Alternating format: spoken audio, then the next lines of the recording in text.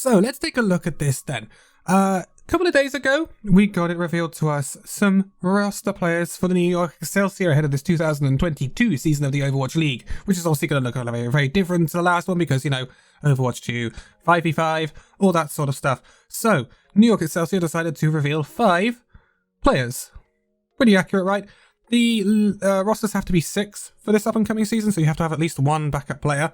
So this is not the complete New York Excelsior roster, but it is probably the starting 5. It seems odd saying starting 5, isn't it? Yeah, anyway. The New York Excelsior have decided to pick up quite a few bits of some leftovers of people that have left other teams, should we say. So, I actually quite like this New York Excelsior roster, I'm not going to lie. I think it's going to be good. I don't know whether it's going to be the highest end, but I think it's the best looking on paper yet since the original NYXL roster. But paper means nothing because, I mean, you could have looked at some of these players on paper last season and said they would be really, really good, and they ended up 16th.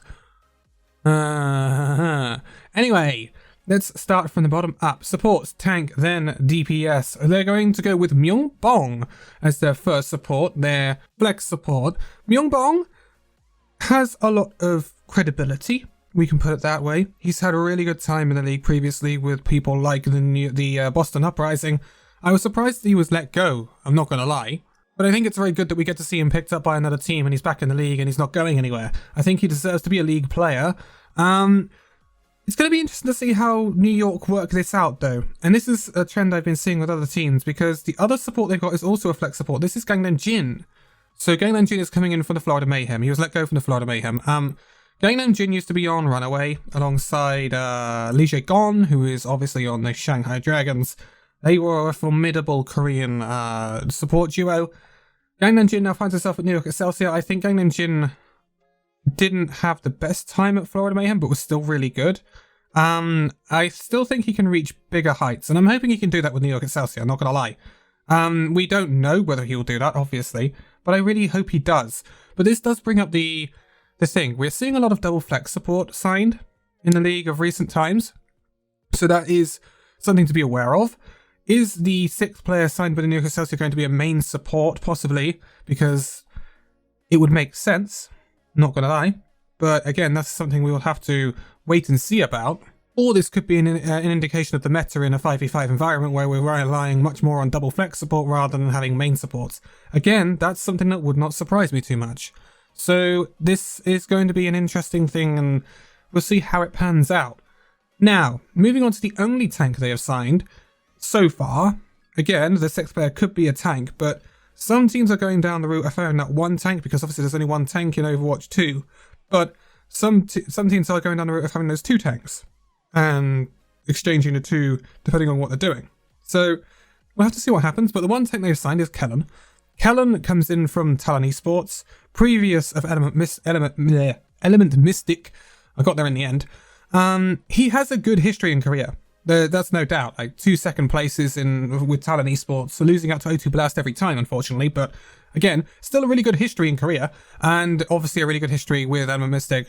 Although he didn't actually get a title to his name when at Element Mystic, he did have really, really good performances for them. Going up against the likes of WGS Phoenix when they were at their height, Runaway, obviously, who were at their height. Rip Runaway. And then Genji later on in the times as well. So he has a good history, and I think a lot of people have wanted to see Kellen in the league for a while. So I think this is a good signing for the New York Excelsior. Again, it's all paper-based. He's only 18, so he hasn't been able to be in the league until now. But it's all very paper-based, and this is something you have to really take into account when going into a season, because, not gonna lie, like, Florida Mayhem were good on paper. They had a great 2020 season. Their 2021 season was trash. And the players they had, it shouldn't have been as trash as it was. So paper doesn't always tell you the whole story, but especially this season coming up with Overwatch 2, the 5v5 environment, different game really. When it comes to it, new stuff might be implemented. We don't know if they are going to have new heroes, for example. This is going to be a beta version of Overwatch 2. Is this going to be the environment, the maps, the game modes, and the 5v5 environment? Or is it going to include the new heroes as well? that would mean things like Sojan. So we don't know. Again, hero reworks have to be taken into account. So there's so much up in the air that paper is going to mean the least it ever has done when it comes to looking ahead at this Overwatch League season. And therefore it becomes very hard to tell, and power rankings will be very hard to do. Harder than ever, and they're not the easiest at times anyway. So there's a lot to take into account and a lot to keep an eye on in the coming months, not gonna lie. But 18-year-old Kellen, I think, will be a good tank for the New York Excelsior. He's traditionally a main tank. If he's going to be the only tank they play, he is obviously going to have to adapt. He's going to have to be able to play the off-tanks as well as the main tanks. There's going to be no main off-tank anymore. We don't know what will be prominent in Overwatch 2 in the 5v5 environment. If I was to hazard a guess, it will be your more mobile, more disruption tanks like Hammond, but we don't know. That is me completely going off of my own intuition there, not like having any intel. So it'll be interesting to see how that works out. So we've talked a lot about the tank there. Let's move on to the DPS. So this is two halves. You're definitely going to know. Both were in the league last season. One is Flora. Flora obviously was at the New York Excelsior last season, so they are going to know all about him. We are going to know all about him. He is their hit scan of choice. Now, he did have a decent season for them, actually. I would say that he was one of the bright sparks on this New York Excelsior side that did actually do... They did okay. In a tough in a region where they had some tough opponents. They had the Shanghai Dragons to deal with as well. They really did give it their all. And they were not completely and utterly outclassed, which is promising. Now, it doesn't mean that they're going to be completely perfect. And we don't know whether they're going to compete in Asia or in the NA region next year. Although, they did say that they were coming home in one of their tweets, which could be suggested that they are coming home to North America, but we don't know. That is completely unknown. So we can't really rely on that. Something you can take into account, though, is the roster. Some of them will already be residing in NA because they're on the Florida Mayhem. Because their flex DPS is going to be Yaki. I am glad to see Yaki back in the league for 2022. Obviously on Florida last season and the season before, but Runaway before that. Was great at Runaway. Came into Florida, had a great first season at Florida in 2020, but 2021 was rather rough. I don't think that's necessarily down to him. I think Florida as a whole were rough in 2021. I don't think all of the players got to showcase their true abilities like they did in the previous year. So I hope he can regain that at the New York Excelsior. And I think it's a good destination for him to try and attempt that. There will be little pressure on him at the New York Excelsior. I think this new New York Excelsior team should be able to outdo what the New York Excelsior of 2021 did. Will it be able to reach the heights of the old New York Excelsior? That is a lot to ask. But it's a step in the right direction. I do think the squad has a nice balance of experience going all the way up the echelons. Like, Kellen's got no Overwatch League experience, but he's got good contenders, extensive contenders experience. Yaki, Flora, Gangnam Jin, and Myunbong all have Overwatch League experience at different levels. Flora has 1 season of Overwatch League experience. Yaki, Gangnam Jin, and Myunbong have more than that. And it'll be interesting to see just how that works out for them. It's certain to say that New York have failed to, like, really find their groove since losing the original roster, the Sabi Obli roster.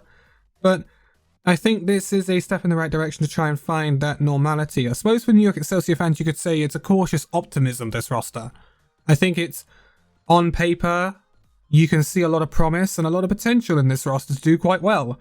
But it will heavily depend on the opponents in their region, the ability of the coaches and management to get the performances out of the players. Clearly, for Yaki and Gangnam Jin, something changed between 2020 and 2021, where the performances went from really, really good to, oh. So, it's something to take into account again. As I said, we can do all of this analysing, all of this theorising, all of this talking beforehand, but we know nothing until the league starts. Like, really, we really don't know much at all. We do not know how these teams are going to settle into an Overwatch 2 environment, and a lot of it is being kept tight-lipped, so we really don't know what's going on too much. New York Excelsior, for all we know, could be the best team in the league. Or they could be the worst. We don't know. Although I highly doubt they're the worst. I would be very, very surprised if this team fails miserably. I think this team will be at least middle of the league. At least. But I would hope that the quality they have will see them go higher than that. I would hope this New York Excelsior team could surprise a few people come 2022 season start. But that is your look at the New York Excelsior roster for now. Again, there'll be another signing or two coming up later down the road for New York Excelsior. We don't know when they're going to come out. They might have already come out by the time this video is out. I'm sorry if that signing is already out. But I am going to leave it here for this one. I hope you all are having a great time. More Overwatch League stuff will be coming up very, very soon. Please don't forget to check out the other videos that are on the channel. The variety content that's coming out now with Genshin Impact and stuff like that. I really would appreciate it if you show that some love as well. But thank you guys so much for joining. Give it a like, subscribe if you're new, all that good stuff. Share it around. I'm much appreciated. Give it a comment as well. Anything you want to say. And I'll see you guys in the next one. Bye bye.